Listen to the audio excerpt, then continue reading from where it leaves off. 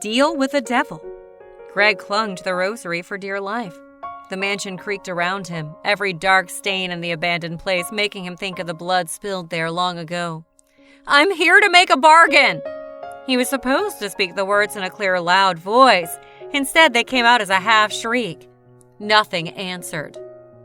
Axelroth, I'm here to make a bargain, Greg repeated, his voice a little calmer. Nothing was going to happen. Not really. His friends had been messing with him. Speak. The voice rang out from every direction at once. It boomed with a deep bass and demanded compliance. I, Greg stuttered as he tried to get words out. I will perish if I don't speak and waste the time of beings infinitely more important than my own. Speak or be damned. I have a request. Are you willing to sell your soul? Gregory held up his rosary in defiance. You must make a bargain for an earthly price if I am protected. There was a moment of silence, and then laughter rang forth from the walls. Deep, bellowing laughter. It went on for some time. When it finally halted, the demon answered, That protects against lesser demons. I am Axelroth, Prince of Hatred. Gregory bolted, but froze with his hand on the doorknob. He had come here for a reason. It offers no protection? Half of your soul, so you are doomed to half an existence. Unless, of course, you come to hell. Then your soul can be reforged for an eternity of torture. Kill my father. Silence. It stretched out like a rubber band, thinner and thinner until everything threatened to snap. I said, kill my father! Gregory screamed when he could take it no longer.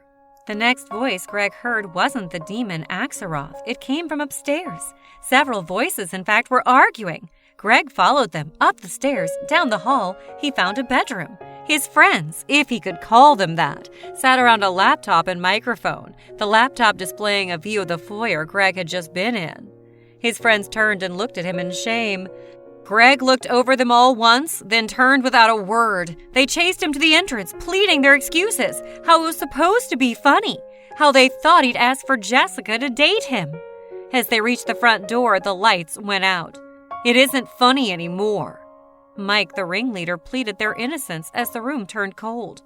I said it isn't funny okay? What the fuck is that?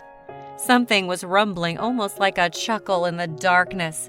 The boys turned, and from the darkness stepped forth something large, something evil.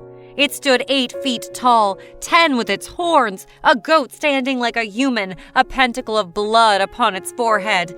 As it strode forward, it stared into the eyes of each boy in turn, the blacker-than-night holes in its head screaming to suck out their secrets. Gregory. The demon's voice was deeper than was possible. It rumbled like the earth moving. It was fear itself made manifest. Greg reached behind him and yanked at the doorknob, but it refused to budge. Gregory, dear, these friends of yours need to go. Say the word. Mike turned from the beast, the only one to do so. The rest pled on their knees to the beast, overlapping voices crying out for their mommies for the first time since leaving for college, crying out for mercy where there could be none, crying out for salvation from the very thing they had wanted to be. Their eyes locked. For a moment, Gregory saw Mike. He had wet himself in fear, and that was what he wanted from Gregory. Fear, embarrassment, shame. The video was supposed to go viral, shaming Gregory into leaving college and going home. And your father, too. I know you hate how he treats your family. Let me punish them for you. Let me punish them all. Say the word. Greg's mouth moved silently. One of Mike's friends charged the beast, only to be effortlessly backhanded across the room. He fell in a slump, moaning, the only sign he was still alive. Choose quickly, lest I give them the chance to choose your fate. Greg ripped his eyes from Mike as Mike spun back towards the beast. Yes! Mike screamed. Yes, kill him! Kill Greg and let us go! The beast ignored Mike and held Greg's gaze. Say it. Greg swallowed as the word came to his lips as if on its own. Yes.